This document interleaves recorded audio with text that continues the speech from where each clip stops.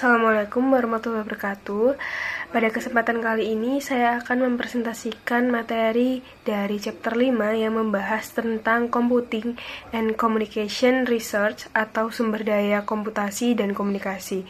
Jadi di materi ini kami sampaikan sebagai perwakilan dari kelompok 3. Baik, sebelum saya menuju ke materinya, saya akan memperkenalkan anggota dari kelompok 3. Yang pertama, Dora Sabila Arpin Prayogo dengan nomor MP Mahir 029. Yang kedua, Damariska Zulfianti dengan nomor MP Mahir 007. Yang ketiga, ada Salwa Pakuita Dametri dengan nomor MP Mahir 017. Yang keempat, ada Syegita Griselda dengan nomor MP Mahir 020. Yang kelima, ada Cindy Azara Putri dengan nomor MP Mahir 026.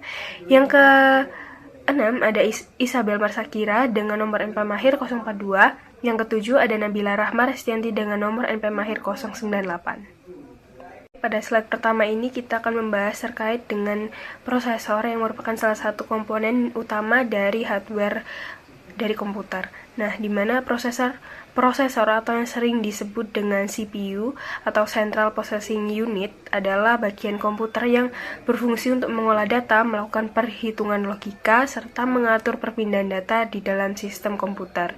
Nah, bisa dikatakan bahwa prosesor adalah otak dari komputer. Nah, karena semua proses pengolahan data itu dilakukan di bagian ini. Nah, prosesor pada Microsoft Computer ini diproduksi oleh beberapa perusahaan besar dari Intel, AMD, Sirik, dan Motorola. Nah, selanjutnya ada yang disebut prosesor speed, yaitu kecepatan prosesor yang melakukan proses, di mana kecepatan ini itu diukur berdasarkan siklus per detiknya. Nah, pada awalnya kecepatan prosesor ini diukur dalam satuan MHz atau megahertz, yang berarti jutaan siklus per detiknya. Namun pada komputer modern, kecepatan itu biasanya diukur dalam GHz atau gigahertz, yaitu miliaran siklus per detiknya. Nah, selain kecepatan, ada juga konsep dari word size, yaitu jumlah bit yang bisa diproses oleh prosesor dalam satu siklus. Nah, komputer generasi awal ini memiliki ukuran 8 bit, sedangkan komputer modern umumnya itu sudah menggunakan 32 bit atau 64 bit, sehingga mampu memproses data lebih banyak dalam satu waktu tertentu. Yang terakhir, yaitu kekuatan komputer, yang dimana kekuatan komputer sendiri itu dipengaruhi oleh prosesor speed dan word size. Selain itu, ada juga konsep dari Moore Law yang menyatakan bahwa kemampuan komputer ini cenderung berlipat ganda sekitar setiap 18 bulan. Nah, hal ini bisa menyebabkan adanya teknologi komputer itu terus berkembang dengan sangat cepat. Lalu pada slide kedua ini saya akan membahas terkait dengan memori dan storage yang merupakan dua cara utama untuk komputer dalam menyimpan sebuah data. Yang pertama ada memori yang sering disebut juga RAM atau Random Access Memory, di mana memori sendiri itu berfungsi sebagai tempat penyimpanan sementara yang digunakan prosesor saat sedang memproses sebuah data. Nah, memori ini memiliki kecepatan akses yang sangat tinggi sehingga prosesor itu dapat mengambil dalam memproses data yang lebih cepat. Nah, namun dalam memori sendiri ini memiliki sifat volatil, yang artinya datanya itu tersimpan di dalamnya itu akan hilang ketika komputer itu dimatikan. Karena itu, komputer itu hanya digunakan sebagai ruang kerja sementara bagi prosesor. Nah, selanjutnya adalah storage, di mana itu merupakan media penyimpanan data jangka panjang yang berbeda dengan memori. Nah, data yang disimpan di storage itu tidak akan hilang meskipun komputernya itu sudah dimatikan. Nah, storage sendiri itu bisa dibagi menjadi dua jenis. Yang pertama ada storage fixed stores, yaitu penyimpanan yang terpasang secara permanen di dalam komputer. Contohnya itu seperti hard drive. Nah, yang kedua itu ada removable storage, yaitu media penyimpanan yang bisa dipindahkan dari satu komputer ke komputer lainnya. Contohnya itu seperti USB flash disk atau CD atau DVD. Nah, dengan adanya berbagai jenis storage ini, pengguna itu bisa menyimpan berbagai jenis data seperti dokumen, gambar, audio, maupun video dengan kapasitas yang cukup besar. Baik, selanjutnya saya akan menjelaskan terkait input devices, di mana pada bagian pertama ini kita akan membahas terkait input device itu apa sih. Nah, Input device itu merupakan device ataupun perangkat yang digunakan untuk memasukkan data ataupun instruksi ke dalam suatu komputer. Biasanya tanpa perangkat input, komputer itu tidak dapat menerima informasi untuk diproses dan menghasilkan output. Secara umum terdapat dua cara dalam memasukkan data. Yang pertama adalah human capture data, di mana ini merupakan data yang dimasukkan langsung oleh manusia. Contohnya saja seperti menggunakan keyboard untuk mengetik, mouse untuk memilih menu, touchscreen dengan menyentuh layar, ataupun mikrofon untuk memasukkan suara. Contoh nyata yang sering kita lihat itu seperti kasir di supermarket yang mengetik kode produk pada komputer kasir. Kedua adalah metode machine capture data, di mana ini merupakan data yang ditangkap secara otomatis oleh perangkat. Metode ini biasanya lebih cepat dan lebih akurat dibandingkan input manual. Contoh yang paling umum adalah barcode scanner di supermarket, di mana ketika barcode di produk itu dipindai, sistem point of sale atau POS itu langsung membaca informasi produk seperti harga dan stok secara otomatis. Selanjutnya, saya akan menjelaskan terkait output devices, di mana output devices itu merupakan perangkat yang digunakan untuk menampilkan ataupun menghasilkan informasi dari komputer kepada pengguna. Dua perangkat output yang paling umum ialah monitor dan juga printer. Pertama-tama kita akan menjelaskan tentang monitor dulu. Nah, monitor ini yaitu layar komputer yang menampilkan informasi secara visual. Saat ini monitor menggunakan Graphical User Interface atau GUI, sehingga pengguna dapat melihat ikon, gambar, dan menu untuk berinteraksi dengan sistem. Nah, contoh nyata seperti layar komputer di kantor itu bisa menampilkan laporan ataupun layar ATM yang menampilkan menu transaksi di tempat kita biasanya narik uang ya teman-teman. Yang kedua itu adalah printer, di mana ini merupakan perangkat yang menghasilkan informasi dalam bentuk cetakan di atas kertas. Nah, ada dua jenis printer yang umum kita gunakan. Itu yang pertama laser printer, di mana ini biasanya digunakan untuk di kantor karena memiliki kecepatan cetak yang lebih tinggi. Yang kedua yaitu inkjet printer, di mana ini biasanya lebih murah dan sering digunakan untuk kebutuhan pribadi seperti kita yang biasanya datang ke fotokopian. Nah, adapun contohnya yaitu mencetak laporan keuangan, dokumen kantor, ataupun tugas kuliah. Baik, selanjutnya saya akan menjelaskan terkait multimedia. Ini merupakan bagian terakhir di mana multimedia merupakan penggunaan berbagai jenis media digital untuk menyampaikan informasi. Nah, media tersebut dapat berupa teks, gambar, audio, video, ataupun animasi. Dengan multimedia, interaksi antara manusia dan komputer itu menjadi lebih menarik dan interaktif, karena pengguna tidak hanya membaca teks, tetapi juga dapat melihat gambar, mendengar suara, dan juga menonton video. Nah, contoh penggunaan multimedia dapat kita temukan di berbagai bidang. Yang pertama itu dalam pendidikan. Nah, biasanya penggunaannya itu seperti munculnya video pembelajaran online yang digabungkan antara gambar, suara, ataupun animasi untuk menjelaskan suatu materi. Yang kedua itu ada juga penggunaannya di dalam pelayanan publik, seperti mesen tiket otomatis di stasiun atau bandara, yang biasanya menggunakan layar sentuh dan tampilan visual untuk memandu pengguna menggunakan sistem tersebut. Dan yang terakhir, dengan adanya multimedia ini, sistem komputer itu dapat menyampaikan informasi dengan cara yang lebih efektif dan mudah dipahami oleh pengguna. Contoh yang selanjutnya terdapat perangkat komputasi personal, di mana perangkat ini itu dikenal sebagai mikrokomputer atau juga personal komputer atau yang disebut dengan PC, yang dimana komputer ini digunakan secara individual, yang mana saat pengguna menggunakan komputer sendirinya tanpa terhubung dengan komputer lain melalui jaringan, sehingga fungsi komputer ini akan benar-benar hanya untuk kebutuhan pribadi mereka.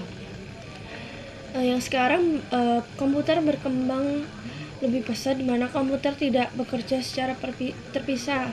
Saat ini komputer itu terhubung melalui jaringan, sehingga komputer saling berbagi sumber daya seperti file, printer, dan perangkat lainnya. Dalam perangkat komputasi personal ini memiliki beberapa fitur, yakni ada daya tahan baterai yang cukup lama, akses jaringan yang kredibel, kemampuan sinkronasi data, dan mempunyai layar yang kecil.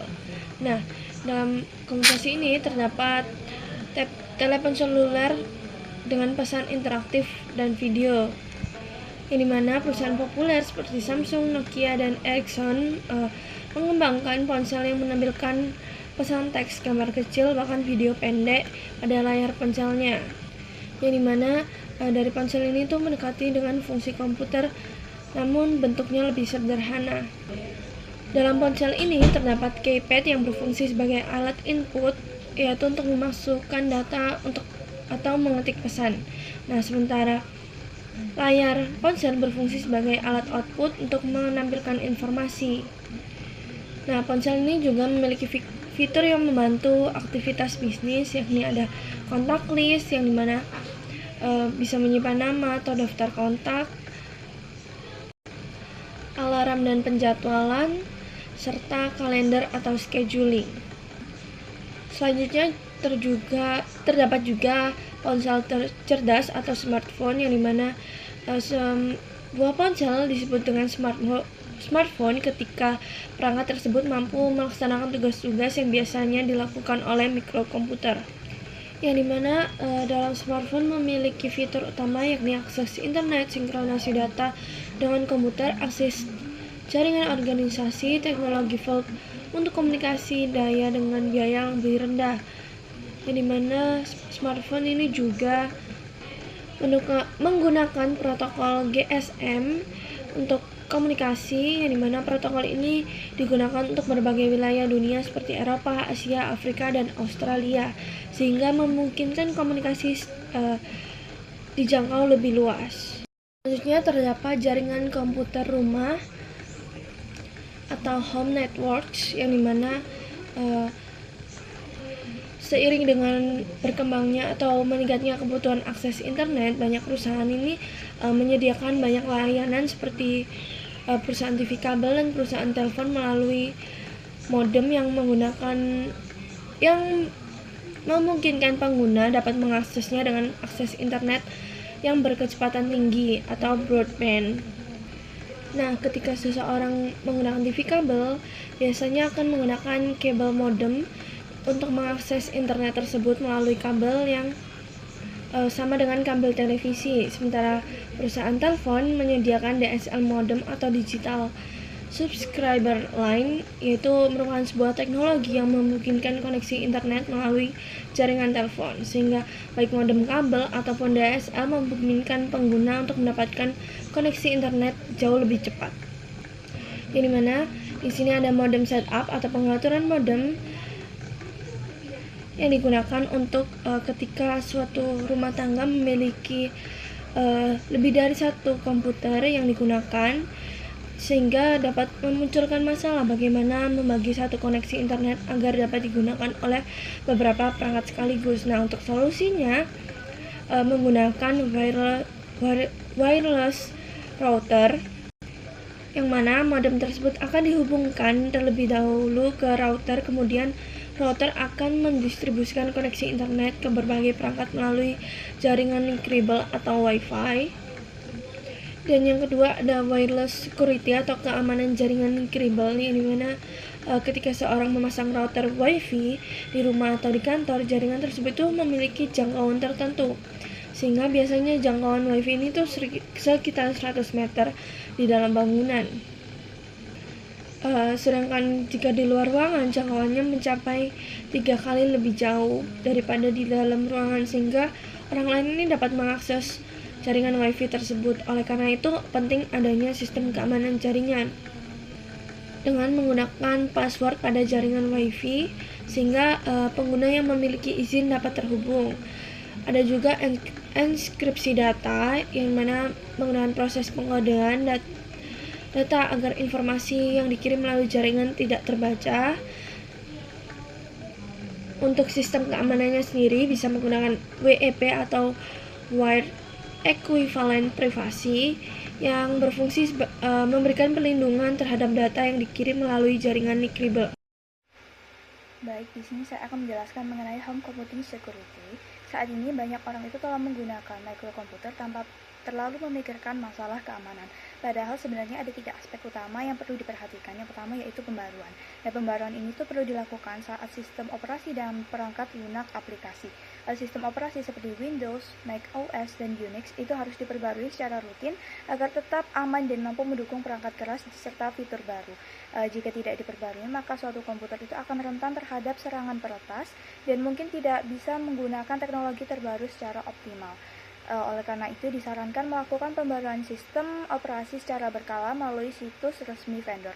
Yang kedua yaitu virus dan worm, di mana virus adalah program kecil yang dapat mereplikasikan diri dan menginfeksi file atau program sehingga lama-kelamaan itu dapat merusak suatu sistem.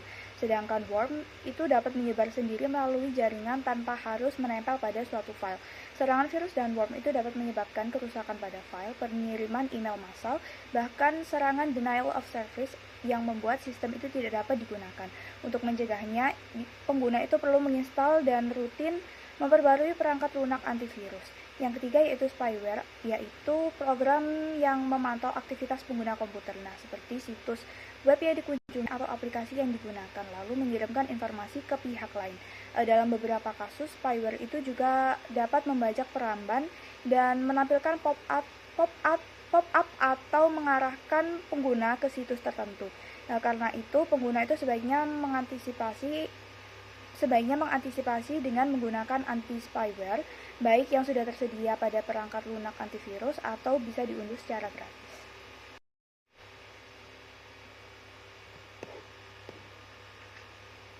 Selanjutnya ada software, di mana dalam penggunaan komputer sehari-hari, software itu memiliki peran penting karena memungkinkan komputer dalam menjalankan berbagai tugas dan membantu pengguna dalam menyelesaikan pekerjaan.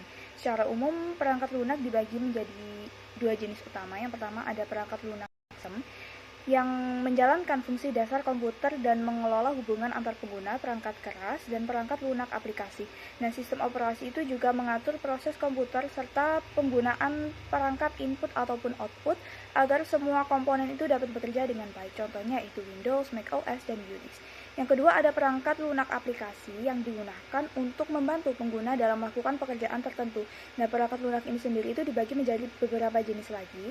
Yang pertama ada perangkat lunak yang sudah ditulis sebelumnya atau bisa disebut dengan off the shelf, yang merupakan perangkat lunak siap pakai yang dibuat oleh vendor dan dapat digunakan oleh banyak pengguna. Contohnya yaitu Microsoft Word untuk mengetik suatu dokumen.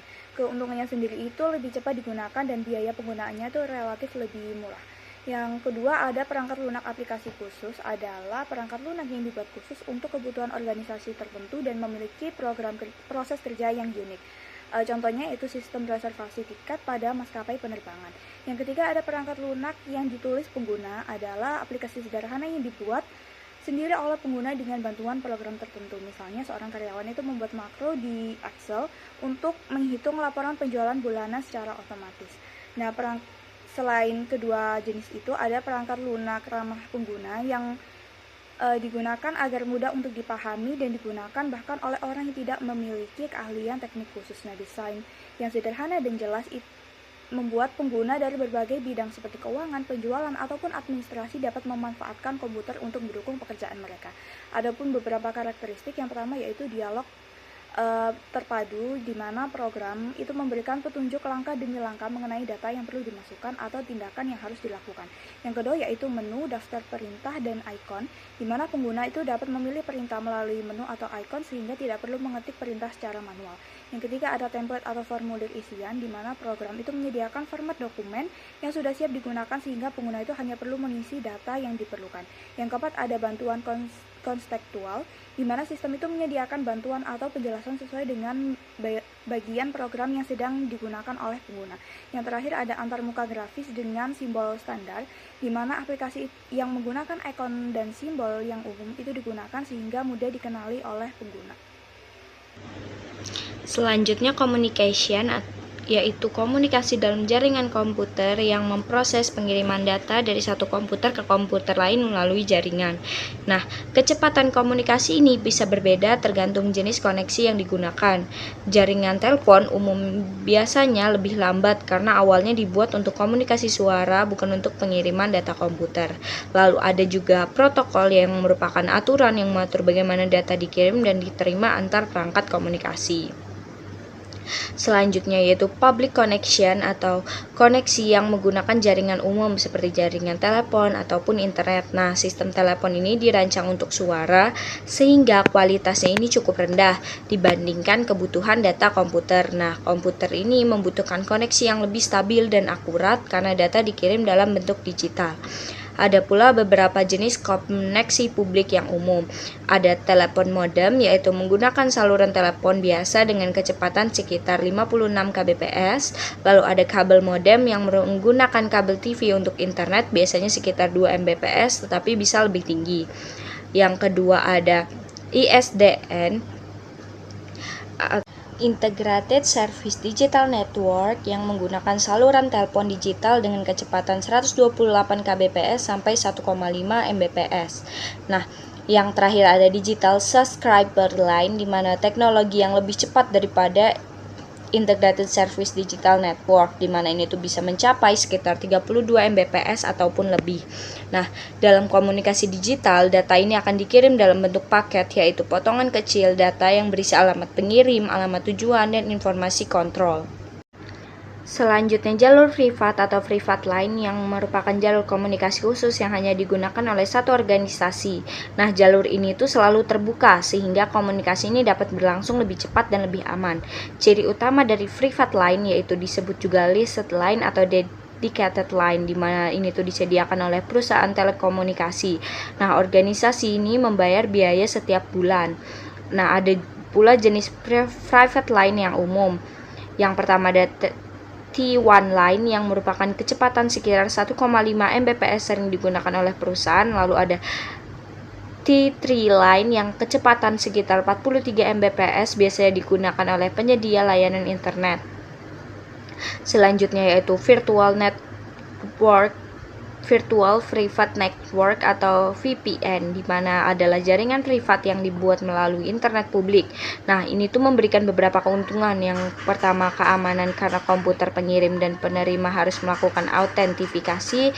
Lalu kecepatan ini lebih baik karena data dikirim melalui jalur khusus sementara, yaitu tunneling. Lalu yang ketiga, biayanya ini jelas lebih murah dibandingkan private line karena menggunakan internet biasa. Nah, VPN ini juga memungkinkan organisasi melakukan komunikasi data yang aman, cepat, dan lebih hemat biaya, terutama jika harus menghubungkan banyak lokasi yang berbeda. Selanjutnya saya akan melanjutkan penjelasan dari rekan saya. Yang pertama ada komunikasi jaringan, di mana organisasi internasional untuk standarisasi atau International Organization for Standardization didirikan pada tahun 1946 dan menetapkan standar arsitektur jaringan yang dikenal sebagai model Open System Interconnection atau OSI. Nah, model OSI ini tuh memiliki 7 lapisan yang membagi fungsi komunikasi jaringan sehingga setiap proses dapat dijelaskan secara jelas. Nah, 7 lapisan tersebut, yang pertama ada application, yaitu lapisan ketujuh berfungsi untuk memungkinkan aplikasi berkomunikasi dengan aplikasi lain dalam jaringan. Lalu yang kedua ada presentation, lapisan keenam ini tuh bertugas untuk mengatur format atau penyajian data agar dapat dipahami oleh sistem yang berbeda. Lalu yang ketiga ada session, ini tuh lapisan kelima, berperan dalam membangun, mengatur, serta menjaga berlangsungnya sesi komunikasi antara dua perangkat.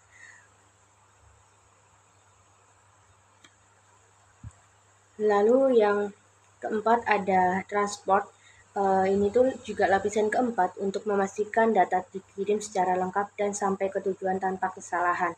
Lalu yang kelima ada network. Network ini tuh lapisan ketiga, yaitu untuk menentukan jalur atau rute yang digunakan untuk mengirim data dari satu jaringan ke jaringan lainnya. Lalu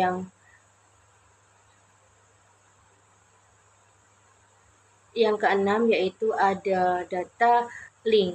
Ini tuh lapisan kedua untuk mengatur proses pengiriman data inter perangkat dalam satu jaringan sekaligus membantu mendeteksi kesalahan yang mungkin terjadi. Nah, yang terakhir yaitu fisikal, yaitu lapisan ke-1, merupakan lapisan paling dasar yang berfungsi mengirimkan data dalam bentuk sinyal melalui media jaringan seperti kabel atau perangkat keras lainnya.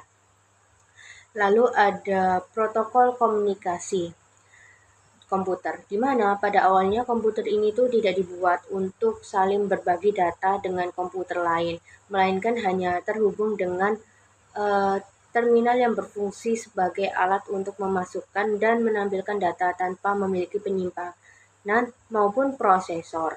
Nah, beberapa arsitektur jaringan yang dikembangkan antara lain yang pertama yaitu ada arsitektur jaringan sistem atau sistem networking arsitektur.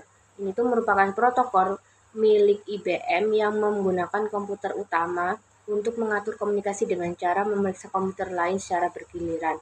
Lalu yang kedua ada token ring, di mana token ring ini itu protokol peer-to-peer dari IBM yang menggunakan token logis. Komputer yang memegang token memiliki hak untuk mengendalikan komunikasi di dalam jaringan. Lalu yang terakhir ada Ethernet, di mana Ethernet ini itu dikembangkan oleh Xerox bersama Intel dan Digital Equipment Corporation sebagai protokol terbuka yang memungkinkan komputer untuk mengirimkan data ketika jalur komunikasi ini tidak sedang digunakan dan akan mengirimkan ulang apabila terjadi tabrakan data.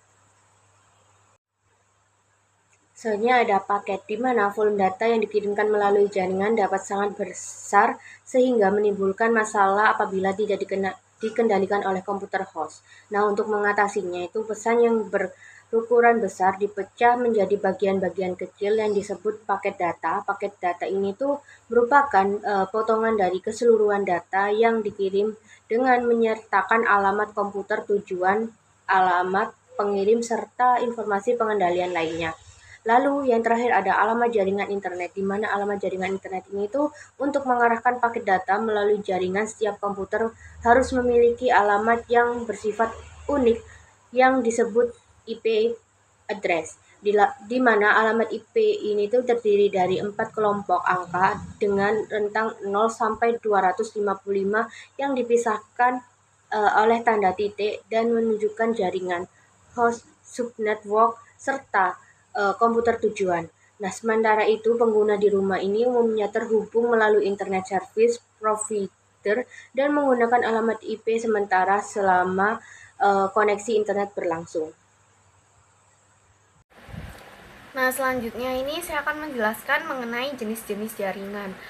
Network types atau jenis jaringan sendiri itu merupakan pengelompokan jaringan komputer berdasarkan cakupan area dan cara jaringan tersebut itu digunakan.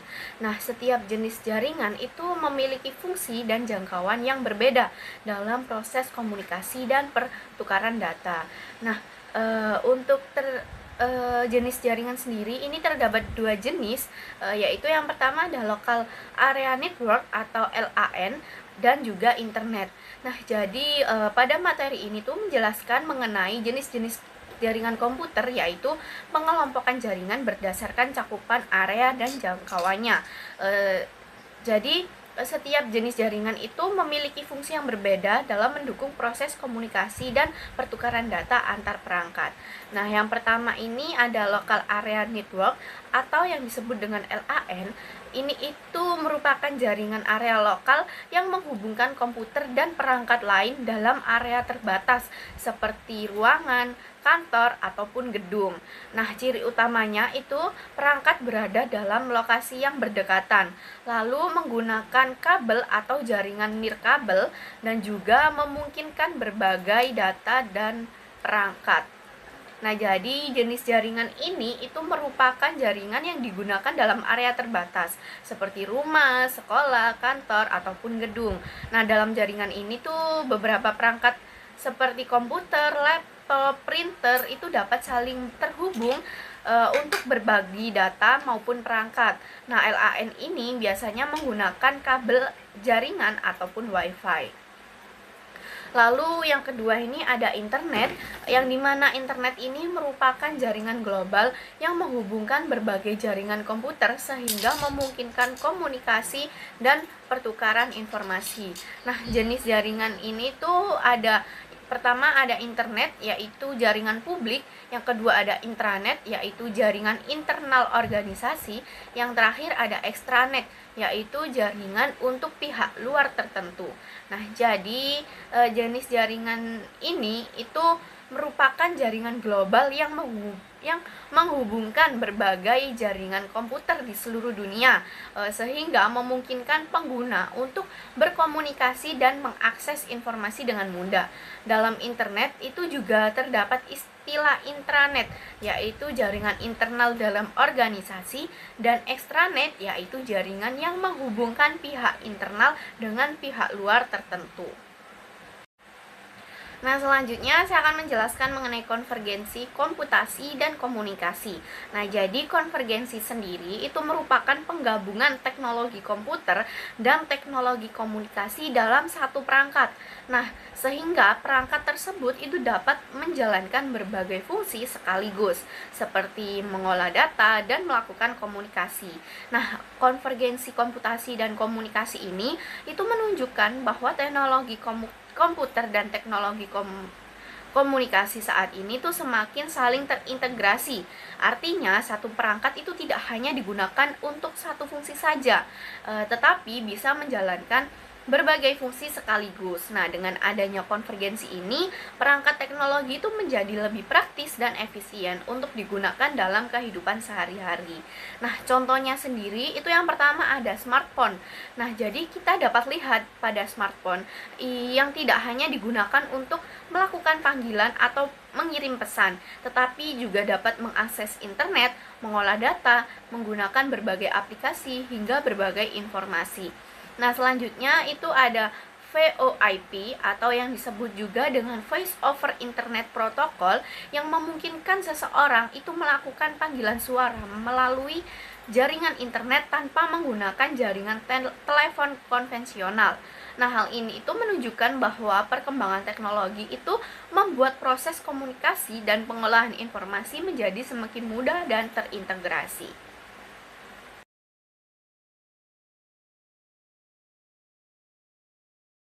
Nah, pada slide ini itu dijelaskan pada gambaran umum mengenai kasus serangan pada ransomware pada Pusat Data Nasional Sementara atau PDNS, di mana PDNS itu merupakan pusat penyimpanan data milik pemerintah yang biasanya digunakan untuk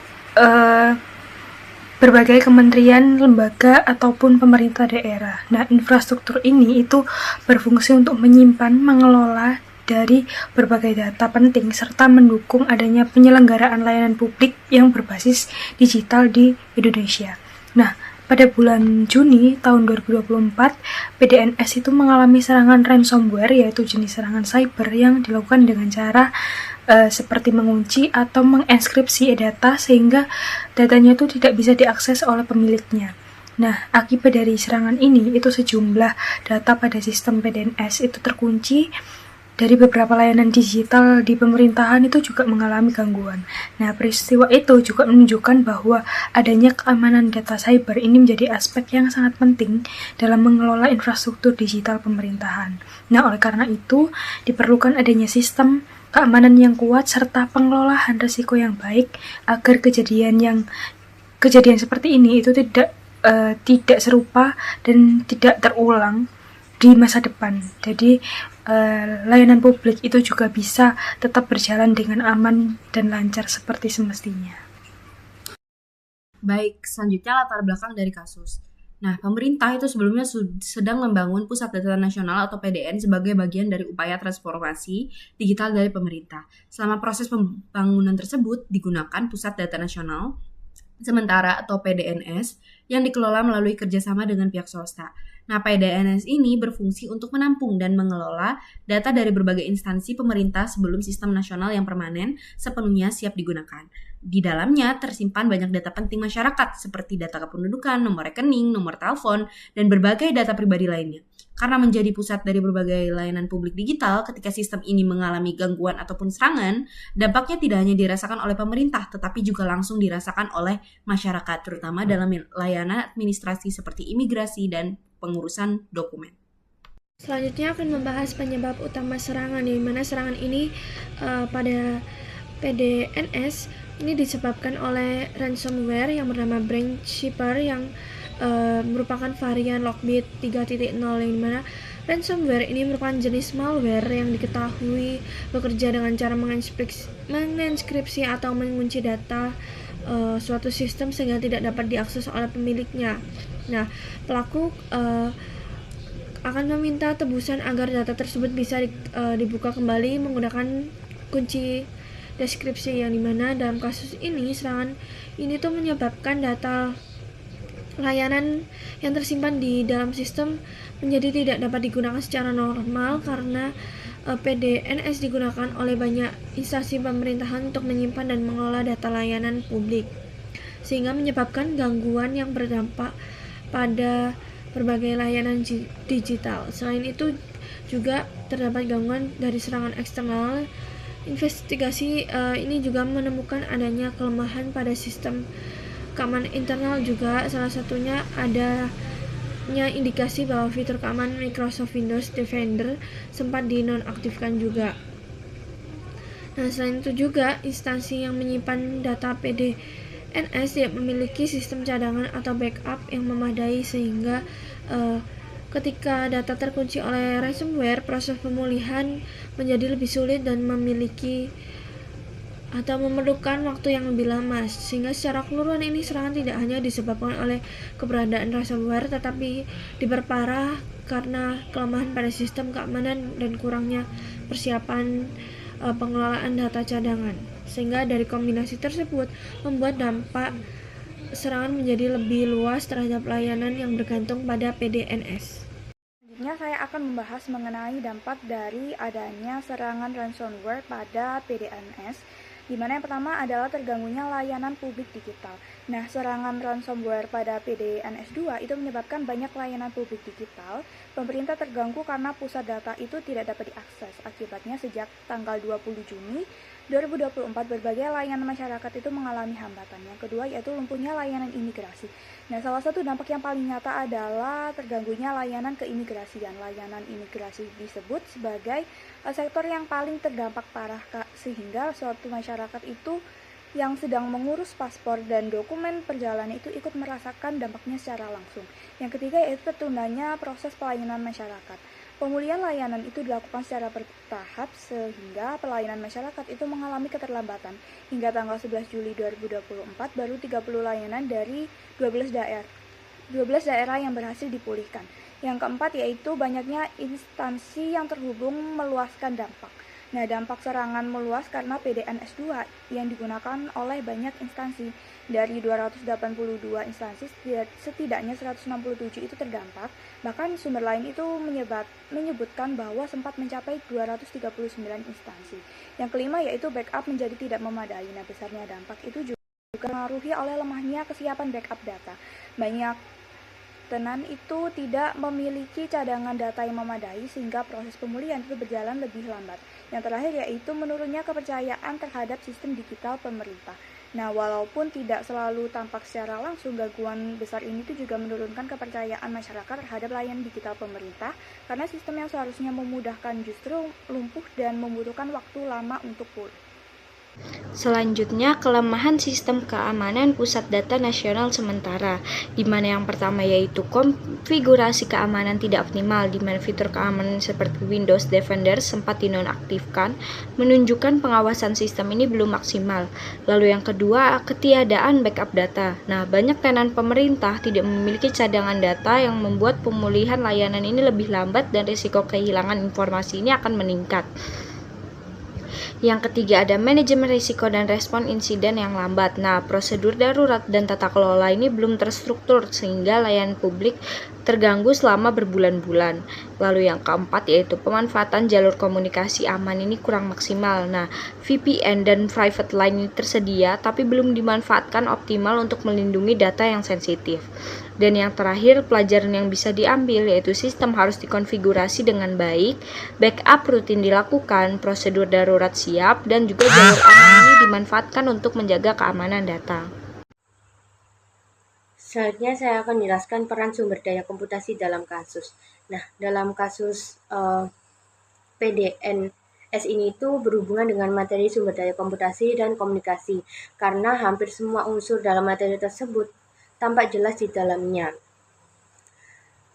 Nah, ketika server atau sistem penyimpanan mengalami gangguan akibat serangan, proses pengelolaan data akan terhenti dan layanan yang bergantung pada sistem tersebut ini tidak dapat berjalan sebagaimana mestinya.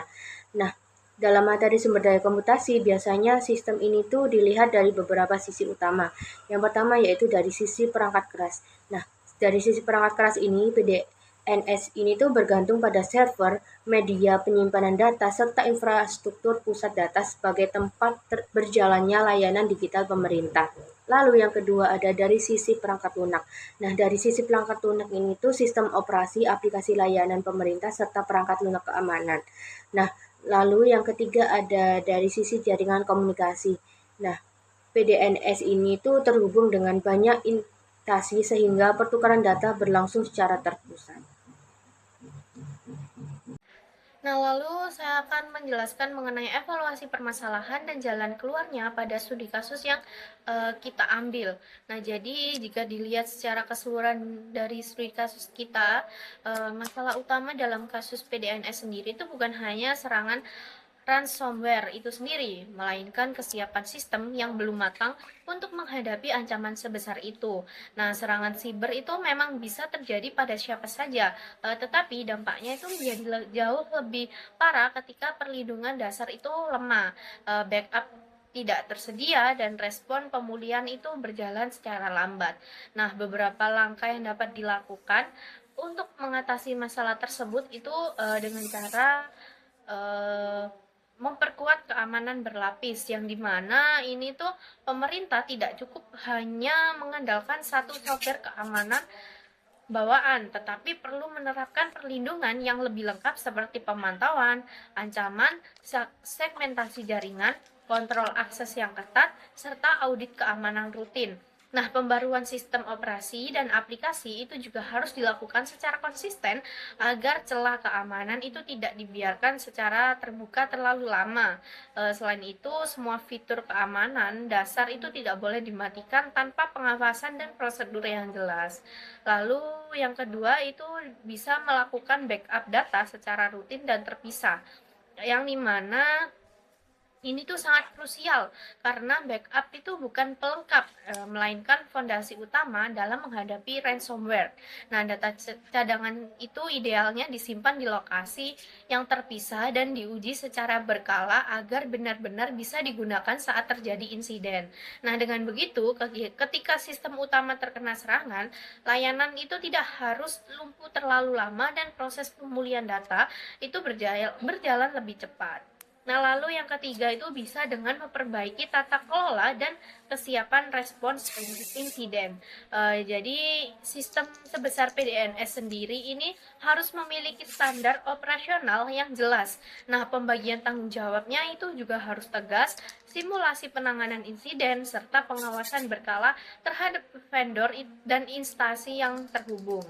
Nah, selain aspek teknis, perlu juga ada evaluasi dari sisi anggaran, karena alasan keterbatasan dana itu tidak harus membuat sistem sepenting ini mengabaikan backup dan keamanan. Nah, dari kasus ini itu dapat dipahami bahwa transformasi digital itu tidak cukup hanya membangun infrastruktur, tetapi juga harus diiringi dengan manajemen keamanan, pengawasan, dan kesiapan pemulihan yang benar-benar serius.